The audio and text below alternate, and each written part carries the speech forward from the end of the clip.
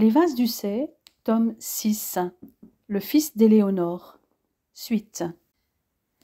Lundi 26 juillet 2032.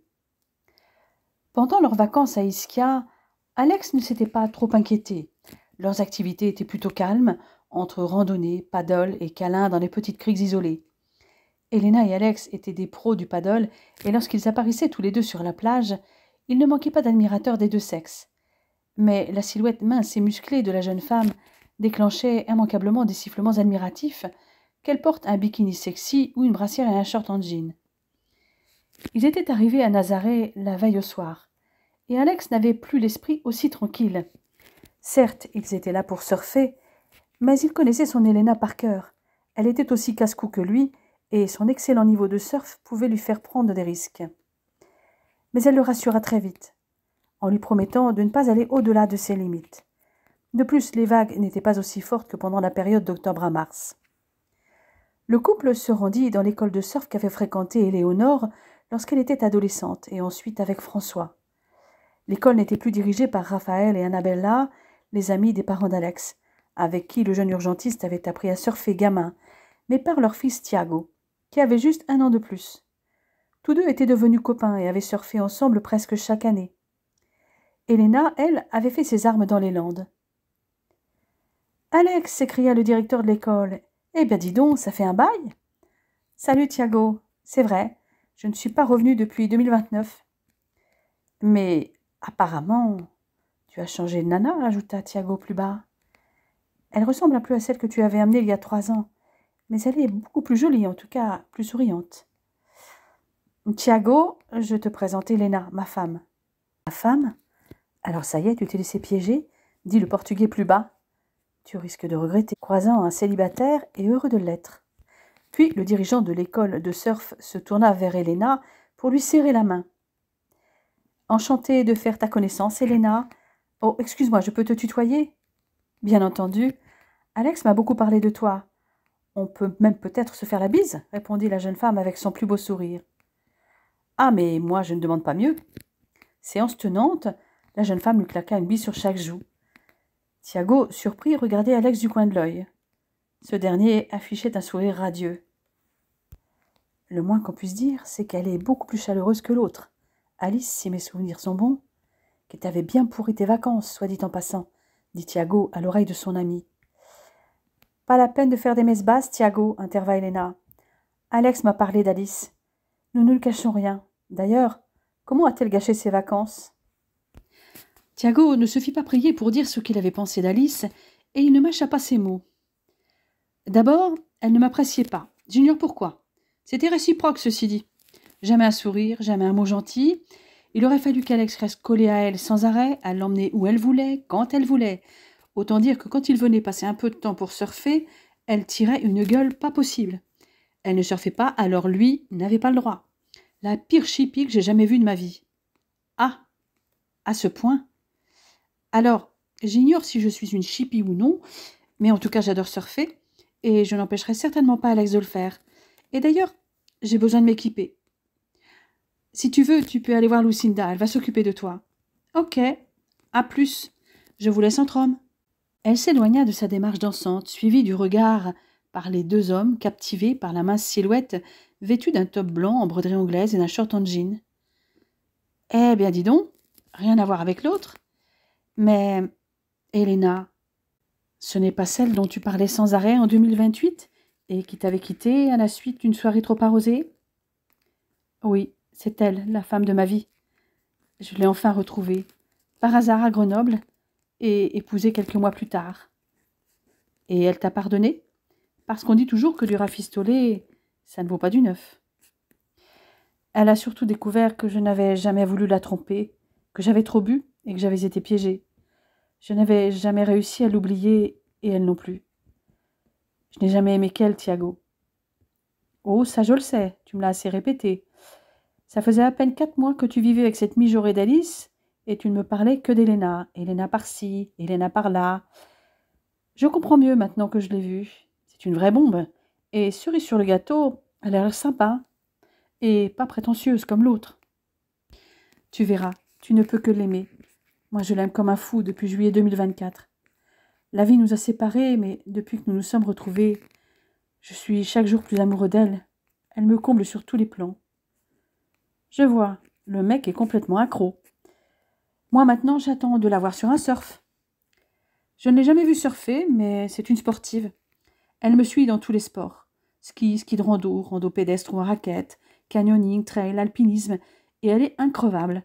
Qui plus est, c'est une danseuse et une bonne cavalière. Enfin, là, j'aimerais qu'elle lève un peu le pied, car c'est une vraie casse-cou. J'espère qu'elle ne va pas prendre trop de risques, car elle est enceinte. Je vois que tu n'as pas perdu de temps. Nous avons déjà perdu 3 ans et demi, et elle est ce que j'ai de plus précieux. Justement, le plus grand trésor du jeune médecin réapparut dûment équipé. Toutefois, elle commença par s'échauffer. Alex, accompagné de Thiago, alla s'équiper à son tour. Quand il revint, elle terminait sa séance d'assouplissement par des asanas de yoga qu'elle pratiquait tous les jours pour assouplir les articulations et faire travailler les muscles qui allaient être sollicités pour surfer, le tout sous le regard médusé des autres surfeurs. Alex et Thiago la regardaient comme les autres. Le premier était habitué à l'avoir pratiqué les asanas les plus acrobatiques, le second découvrait la plastique irréprochable et la souplesse de la femme de son ami. Pendant qu'Alex s'échauffait à son tour, Elena observa les vagues un long moment. Elle avait déjà vérifié les prévisions météo et tous les paramètres importants. Taille des vagues, période la plus appropriée, orientation de la houle, coefficient de marée et vent. Elle n'attendit pas que son mari ait fini ses échauffements pour s'élancer dans l'eau. Thiago, lui, observait. Il constata qu'elle avait une bonne technique de rame pour aller se placer au bon endroit sur le spot pour attraper une vague verte, répartissant bien son poids sur la planche. En utilisant la technique du push-through, elle avait passé les mousses et s'était mise en mode pompage lorsque les vagues étaient devenues plus grosses. Elle semblait avoir une bonne lecture de vagues et une bonne vitesse pour que la vague ne lui échappe pas. Elle avait bien contourné la zone de déferlement pour se placer dans la zone de take-off pour passer la barre. Pas de doute, la jeune femme avait la technique et le physique. Son take-off rapide et fluide était la preuve de son expérience. Tout comme son ami portugais, Alex la vit surfer la vague et descendre sur sa face, prenant de la vitesse grâce à la gravité. Et les deux hommes étaient éberlués. Elle avait effectivement une bonne lecture de vague et avait bien sélectionné la bonne vague. Ils la virent se rallonger sur sa planche et ramer de nouveau. Pour passer la barre, elle exécuta des push-through comme la fois précédente, mais aussi des total rolls parfaits. Elle donna de l'angle à son take-off au dernier moment pour partir directement en direction de l'épaule. Bon sang, elle a bien attendu d'avoir repéré une vague qui ouvre, et elle va surfer down the line, se dit Thiago. Il y a du niveau. Il regarda Alex, qui n'était pas moins étonné que lui. Elena se plaça effectivement au bon endroit pour surfer la vague qu'elle avait repérée, ce qui lui laissa le temps de tracer une trajectoire, avec une belle face à surfer, ondulant sur la vague pour légèrement remonter et descendre, générant ainsi de la vitesse. Elle traçait de bonnes trajectoires et effectua quelques bottom turns en bas de vague. Alex était toujours sur la plage. Elle le rejoignit en courant. « Mon amour, tu ne viens pas ?» demanda-t-elle en lui sautant au cou pour l'embrasser. « Non, je t'admirais et je ne suis pas le seul. »« Quel est ton niveau, en réalité ?» demanda Thiago. « Vague d'or, niveau 1. Mais là, je ne vous ai pas montré tout ce que je sais faire. Là, j'ai juste ondulé sur la vague. Je n'ai pas vraiment tracé de trajectoire en m'enchaînant des virages francs en bas et en haut de la vague. Je n'avais pas surfé depuis plus de 2 ans. La dernière fois, c'était à Biscarrosse, sur la plage sud, en mai 2030. « C'est déjà pas mal, constata Alex. Déjà, nous avons le même niveau. Mais moi, vois-tu, je n'ai pas surfé depuis 3 ans. Donc, moi aussi, je vais me contenter d'onduler. Et d'ailleurs, j'ai prévu une planche en conséquence. »« Ok. Demain ou après-demain, nous pourrons prendre une planche plus petite, plus réactive, et à nous les canards pour passer les vagues et les top turns. Et nous pourrions nous faire plaisir et surfer à Praia do Norte. Tu viendrais avec nous, Thiago ? » ?»« Et comment ?» Vendredi 6 août 2032. Les amoureux, accompagnés de Thiago, étaient allés surfer à Praia do Norte dès le surlendemain de leur première séance à Nazaré. Le trio s'en était donné un cœur joie. Elena avait beaucoup aimé ce côté nord de Nazaré qui lui rappelait les Landes avec les grandes forêts de pins et les longues plages sauvages. Pour assurer l'homme de sa vie, elle était restée prudente lors des séances de surf quotidiennes. Elle ne voulait pas prendre de risques pour le bébé, même si sa grossesse était encore invisible. Lors de la première semaine de leur séjour à Nazaré, Elle avait pris rendez-vous pour la première visite prénatale. Le couple n'avait pas que surfé. Alex avait fait visiter la région à sa belle, qui avait adoré cette partie du Portugal. Il lui avait raconté l'attachement particulier que sa mère avait avec ce pays, et en particulier avec Coimbra, Porto et Lisbonne. Ce vendredi était leur dernier jour à Nazaré. Ils avaient passé pas mal de soirées avec Tiago et ses amis surfeurs, à dîner sur la plage et chanter, accompagnés par les guitares des deux Français. Ils avaient prévu de dîner ensemble une nouvelle fois avant d'aller ensuite en discothèque. Tiago et tous ses amis étaient tombés sous le charme de la jeune Française. Helena était en grande discussion quand le Portugais se confia à Alex. Vraiment, Helena est une fille exceptionnelle. Non seulement elle est superbe, mais en plus elle est d'une gentillesse. Tu as vraiment touché le gros lot. Je comprends pourquoi tu as tant souffert quand vous avez été séparés. Tu vois, finalement, je crois que je n'ai plus autant envie de rester célibataire. Si je trouvais une fille comme elle, je l'épouse tout de suite. Je sais, j'ai de la chance. Je suis tombée amoureux d'elle dès le premier soir. Pourtant, notre rencontre n'a pas été banale. Je ne l'ai jamais dit à qui que ce soit, même notre famille l'ignore. Ça s'est passé dans la bibliothèque chez les parents d'Helena.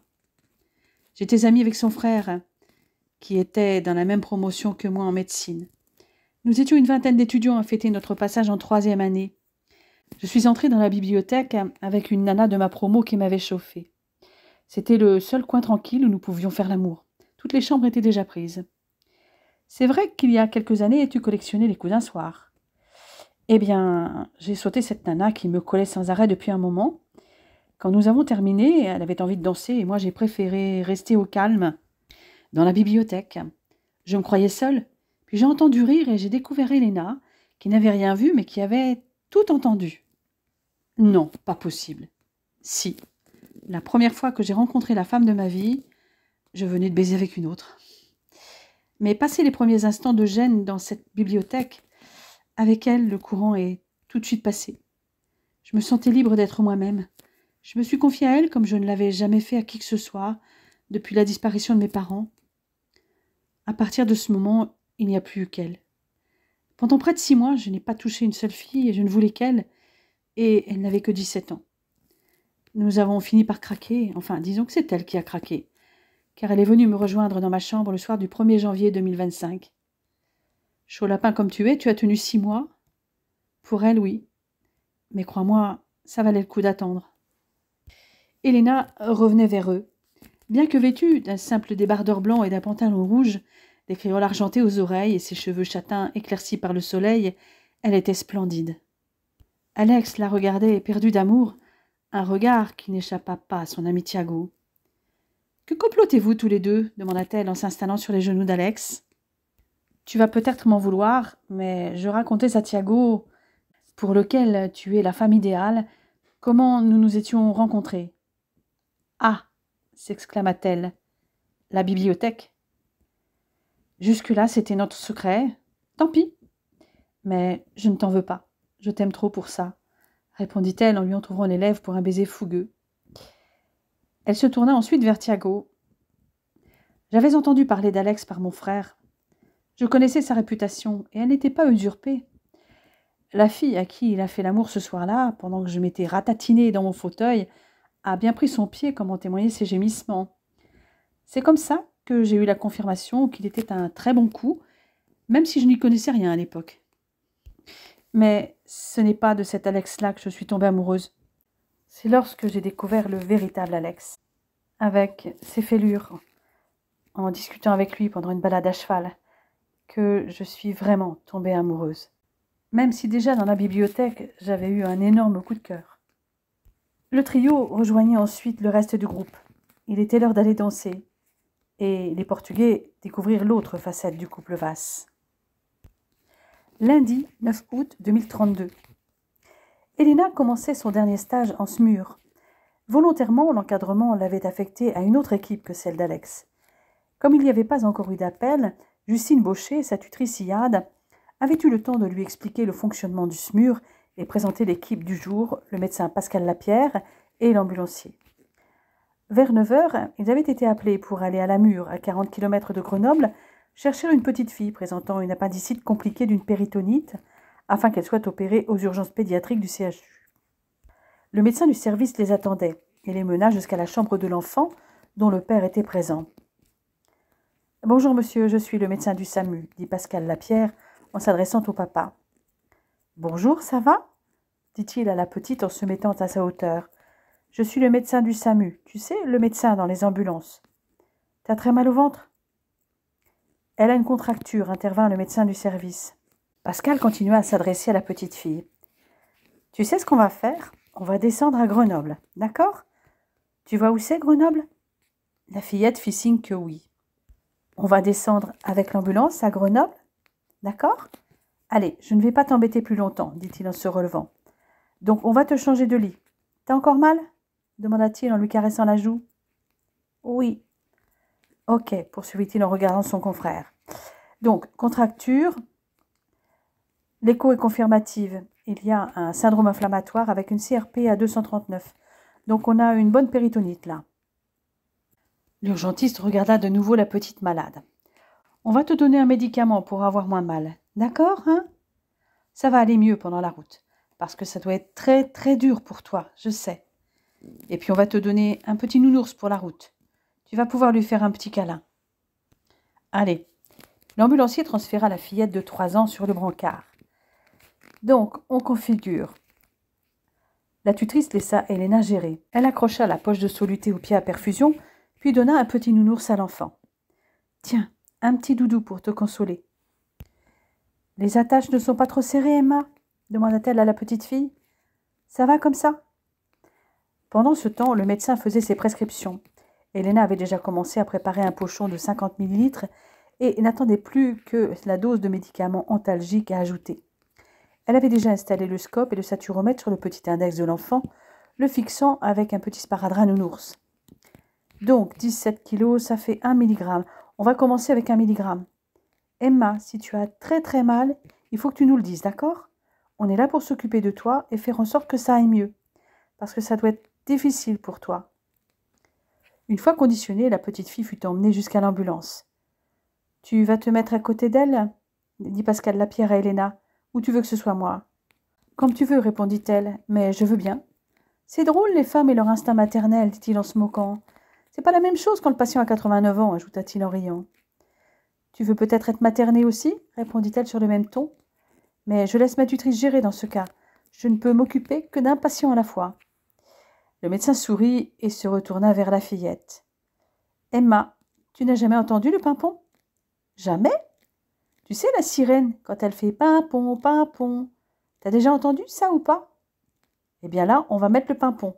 Et on va faire suffisamment de choses pour que t'aies pas mal au ventre. Et ensuite, on va voir un autre médecin qui va bien s'occuper de toi. Tu vas voir, d'accord? Là, il faut qu'on fasse la route. Je vais te laisser avec Elena. Elle va bien s'occuper de toi. Elle va te faire des câlins. Allez, courage. L'équipe était arrivée une demi-heure plus tard aux urgences pédiatriques avec la petite Emma, suivie par Pascal Lapierre et Elena. « Il ne faut pas que tu t'inquiètes, dit Pascal. Il y aura du monde comme nous, tu vois. Il y aura toujours un peu de monde partout. Ils vont sans doute te faire dodo pour pouvoir te soigner. Ils vont te faire dodo et après, quand tu te réveilles, ben voilà, tu es guéri. Tes parents vont venir, mais il faut le temps qu'ils descendent de la mûre. T'as vu, on a fait longtemps de la voiture avant d'arriver. » Le médecin passa alors le relais à l'équipe des urgences pédiatriques. Voilà la petite Emma, qui habite près de la mûre et qui, depuis 36 heures, a des douleurs abdominales importantes. Les équipes firent le transfert du brancard au lit. « Au revoir, Emma. »« Allez, dit-il à Elena, qui regardait toujours l'enfant. Après la douceur. C'est bien, les petites interventions comme ça. » La journée passa très vite, avec 3 autres sorties, 2 pour des problèmes cardiaques, la 3e pour un accouchement inopiné. Elena avait rendez-vous à 18h30 pour sa première visite prénatale. Alex n'était malheureusement pas encore revenu d'intervention. Il arriva en courant hors d'haleine à la moitié de la consultation. « Mon amour, je suis désolée, dit-il en reprenant son souffle sous le regard amusé de sa consoeur gynécologue obstétricienne, Valérie Aquin. « Ça m'apprendra à épouser un urgentiste, dit en riant Elena. Ce n'est pas grave, tout va bien. Ce que je te demanderai en revanche, c'est d'être là pour l'accouchement, si possible, ajouta-t-elle après l'avoir embrassé. Valérie Aquin reprit le cours de la consultation. J'ai donc dit à ta femme, au vu des éléments que nous avons, que le terme de la grossesse est aux environs du 28 février. Tu arrives à temps pour l'écho. Elena regarda Alex en souriant. Ils pensaient tous les deux à la même chose sans avoir besoin de se parler. Elena alla s'installer pour l'examen qui permettrait de dater la grossesse. « Attention, ça va être froid, dit l'obstétricienne en appliquant le gel. Voyons ce petit bout, ou ces petits bouts, on ne sait jamais. Il y a des jumeaux dans vos familles ? Non, pas à ma connaissance, dit Elena. Moi non plus, précisa Alex. Elle examina la tête, le thorax, les membres, le ventre, les différents organes et notamment le cœur du fœtus, afin de s'assurer de sa vitalité. Alex et Elena suivaient les images avec elle. Pour commencer, je ne vois qu'un embryon, et tout semble aller pour le mieux, dit Valérie Aquin. Les organes se développent bien, les membres aussi, pas d'anomalie ou de malformation en vue. Voyons la longueur crânio-caudale. Eh bien, je confirme la date du 27 février. Elena sourit de nouveau à son mari et lui tendit une main dont il embrassa la paume avec effusion. La clarté nucale est bien inférieure à 3 mm, donc c'est parfait. Voyons les ovaires et l'utérus maintenant. Eh bien, là aussi, pas de problème qui pourrait gêner le bon déroulement de la grossesse. Tout va bien, les enfants. C'est tout ce qui nous importe, répondit Elena en caressant le visage d'Alex avec amour. Il ne restait plus à l'obstétricienne qu'à prescrire les examens prénataux et la prochaine échographie. Ils repartirent tous les deux enlacés, se racontant leur journée au SMUR dans des équipes différentes, notamment un accouchement dans l'ambulance à 3 minutes de l'hôpital pour Elena. Lundi 13 septembre 2032.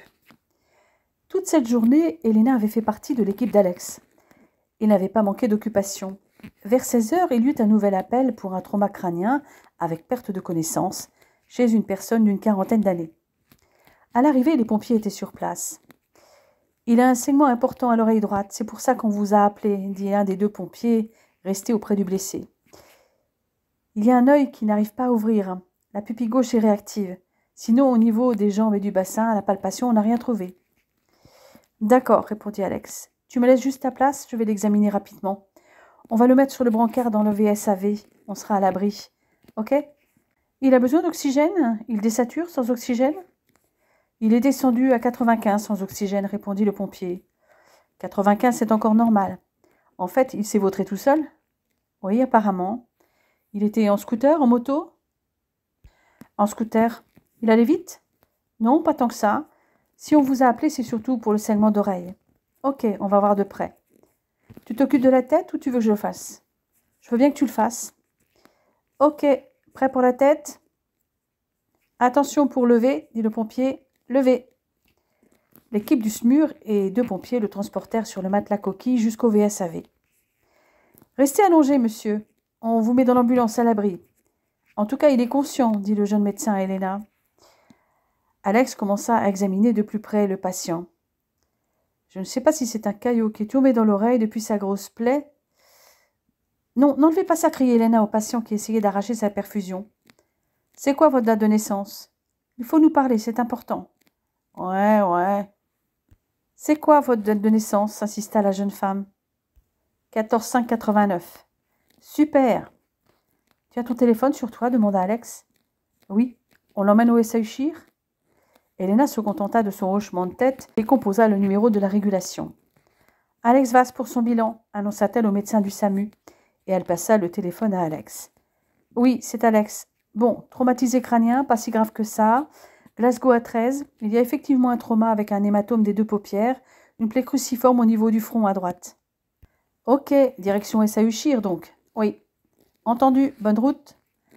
Dans l'ambulance des pompiers, Elena resta auprès du patient avec Alex. Il faudrait peut-être mettre un pansement là-dessus. Le médecin lui fit signe que non. On laisse comme ça ? Ok, rétorqua sa femme. Monsieur, vous êtes vacciné contre le tétanos ? Vous faites quoi comme boulot ? Répondez-moi là, demanda Alex. Ouais, mais là je suis capoute. Pourquoi vous êtes capoute ? Hein ? Pourquoi vous êtes capoute ? Le patient essayait d'arracher son masque à oxygène. Non, ne touchez pas à ça, soyez gentil, s'exclama Elena. C'est de l'air des Pyrénées pour changer des Alpes, ça va vous faire du bien, dit Alex. Respirez doucement, c'est important, dit Elena. C'est un masque à oxygène pour vous aider un petit peu, ajouta Alex. Vous êtes inconscient quand vous voulez. Pour tout arracher, vous n'êtes pas inconscient. Faut pas déconner, on est inconscient ou on l'est pas. Pendant ce temps, l'ambulance était arrivée à l'hôpital et s'arrêta. Les pompiers s'apprêtaient à descendre le brancard, mais le patient essayait de s'asseoir. « Restez allongé, monsieur, dit Helena calmement. « Vous êtes à la séquence conscience, dit Alex avec humour. « On ne bouge pas. »« Vous avez bu quoi, monsieur ?»« Ah, tiens, là, vous êtes passé en mode inconscient. »« Allez, ne bougez pas, on arrive. »« Je suis d'accord, c'est pas ultra confortable, ce brancard. » Apercevant une dame qui attendait, il s'adressa à elle. « Vous êtes son épouse ?» Devant la réponse affirmative de la femme, il poursuivit. « Il est conscient, on va l'installer, je viens vous voir tout de suite. » Le patient s'agitait toujours. « Ne bougez pas, dit Helena, qui accompagna le patient jusqu'au box, pendant qu'Alex repartait voir la conjointe. « Il faut savoir qu'il a eu un accident très grave à la tête il y a quelques années, suite à une explosion, dit l'épouse. »« D'accord. Donc, nous l'avons pris en charge après qu'il ait chuté en scooter. Il n'a pas d'épilepsie séquelaire de son accident ? Non. Mais en revanche, il a apparemment beaucoup bu. » L'épouse expliqua alors rapidement l'histoire du patient entre dépression et alcool. Alex l'écouta patiemment. Son accident d'aujourd'hui est en tout cas lié à l'alcool. Il a dû prendre un trottoir, donc ce n'était pas à grosse vitesse. Il a un gros hématome au niveau frontal, ce qui me fait suspecter à nouveau une fracture du crâne. Je ne l'exclus pas. Pour l'instant, il est tout à fait conscient.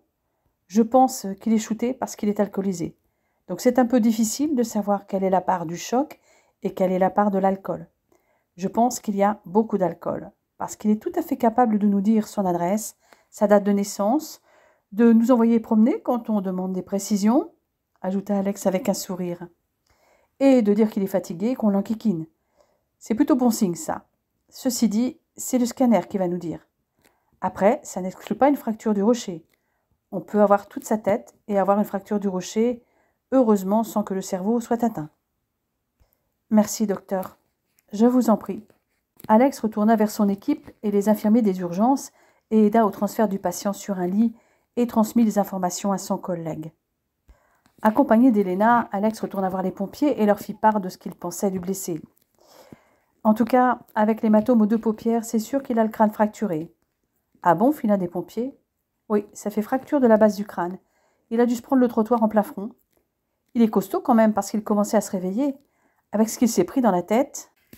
Il est bien réveillé, mais il s'est déjà cassé le rocher à droite. Et s'il y a déjà eu une fracture, ça casse plus facilement au même endroit. En tout cas, merci, dirent les pompiers. C'est nous qui vous remercions, dit Alex. Bonne soirée. La journée d'Helena était terminée, mais pas celle d'Alex. Elle le laissa avec un baiser échangé entre 2 portes pour se rendre à sa seconde visite prénatale. Je te raconterai, promis. J'y compte bien. À tout à l'heure. Je t'aime. Moi plus, répondit-elle avec un clin d'œil. Vendredi 5 novembre 2032. Mi-septembre, Alex avait demandé l'autorisation de s'inscrire au diplôme HDR et l'avait obtenu. Il avait donc pu s'inscrire administrativement à l'UFR de médecine de Grenoble et avait transmis toutes les informations nécessaires, et notamment la discipline de rattachement pour l'école doctorale correspondant à sa spécialité et à son sujet de thèse. Il avait déjà publié quelques articles dans le magazine de la JMU, dont il était membre, articles qui avaient aussi été publiés dans les Annales françaises de la médecine d'urgence, la revue de la SFMU, et la revue Anesthésie et réanimation de la SFAR, ainsi que dans le journal européen de l'urgence. De son côté, Helena avait terminé son dernier stage au SMUR depuis le 29 octobre.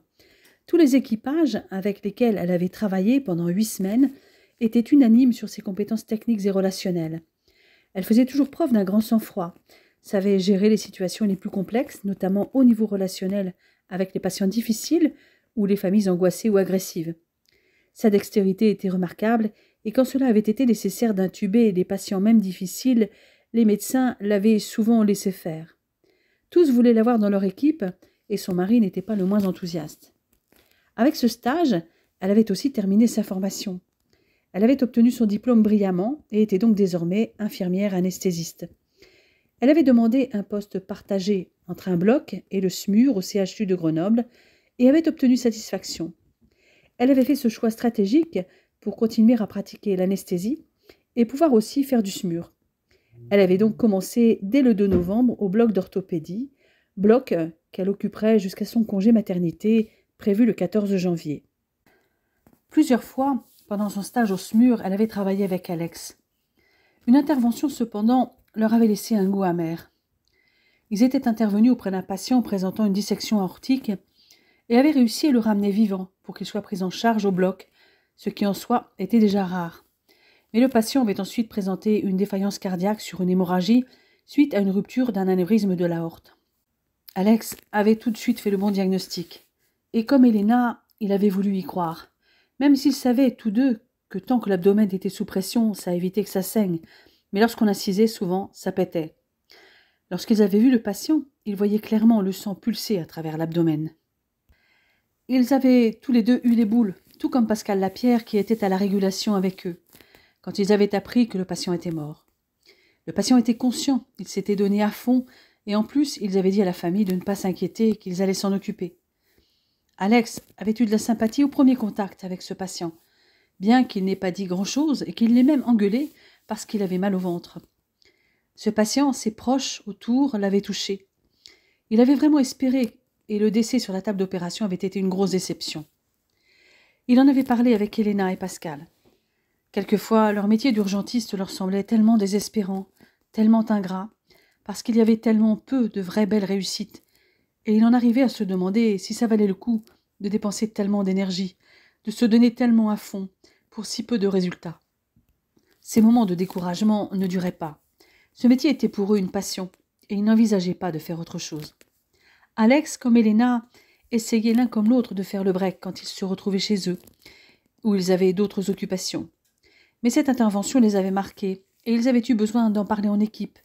Et cette cohésion d'équipe était essentielle pour gérer les émotions vécues.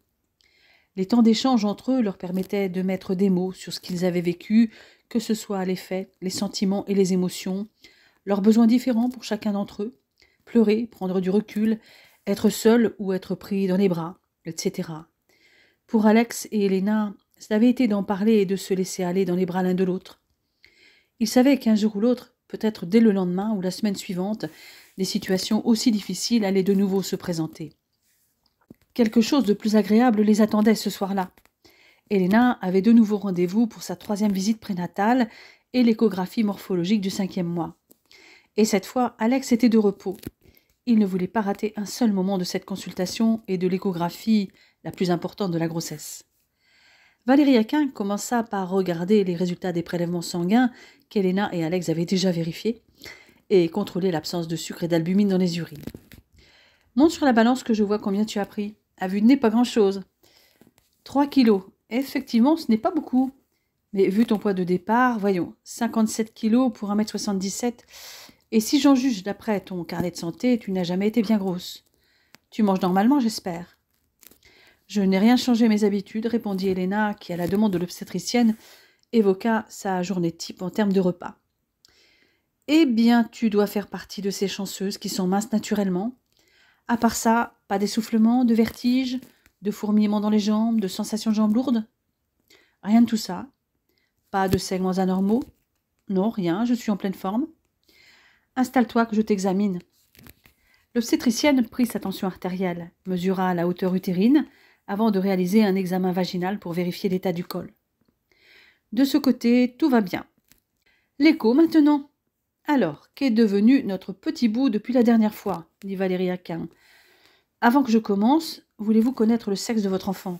Alex et Elena en avaient discuté, et sachant qu'ils risquaient de le voir eux-mêmes, ils acquiescèrent. Ok, je m'en doutais un peu, mais je devais vous poser la question. Vous le verrez sans aucun doute vous-même, sauf si bébé en décide autrement. Bien. Déjà, bébé est en siège. C'est tout à fait normal. Il mesure à peu près 26 cm. Voyons maintenant son petit crâne. Le médecin examina ensuite les différentes coupes du crâne, ses contours. Elena et Alex virent ainsi pour la première fois le visage de leur enfant, dont Valérie Aquin examina attentivement les détails. Lèvres, narines, écart entre les yeux, forme du front, du menton. Elle mesura le périmètre crânien. Elena regardait attentivement chaque détail, sa main serrant celle d'Alex, tout aussi concentrée sur l'image de leur enfant. « Il baille, dit-elle émue. « Oui, je ne sais pas ce que tu as fait de ta journée, mais tu l'as fatigué apparemment, répondit Alex en souriant. Mais là, il semble avoir un regain d'énergie, il gigote dans tous les sens. Ce sera un sportif comme ses parents. L'examen porta ensuite sur le thorax et l'abdomen du fœtus. Son petit cœur bat bien. Il n'a que la taille d'une olive, mais on voit bien les 4 cavités et même l'origine de l'aorte. Les autres organes sont bien en place. Le périmètre abdominal, c'est OK. Voyons maintenant les structures osseuses. Elle vérifia la colonne vertébrale et l'intégrité de la peau à ce niveau, les membres et notamment la longueur fémorale. Bien. Voyons si bébé veut bien nous révéler s'il est un garçon ou une fille. Bébé a l'air d'être sympa. Il s'est bien positionné. Vous avez vu? Alex et Elena avaient très bien vu. J'aurais dû dire « elle est sympa ». Il ne reste plus qu'à choisir le prénom. Les 2 amoureux se regardèrent intensément avec un sourire. Ils avaient déjà décidé tous les 2. L'obstétricienne finit par l'examen des annexes. La position du placenta dans l'utérus, la quantité de liquide amniotique et le cordon ombilical.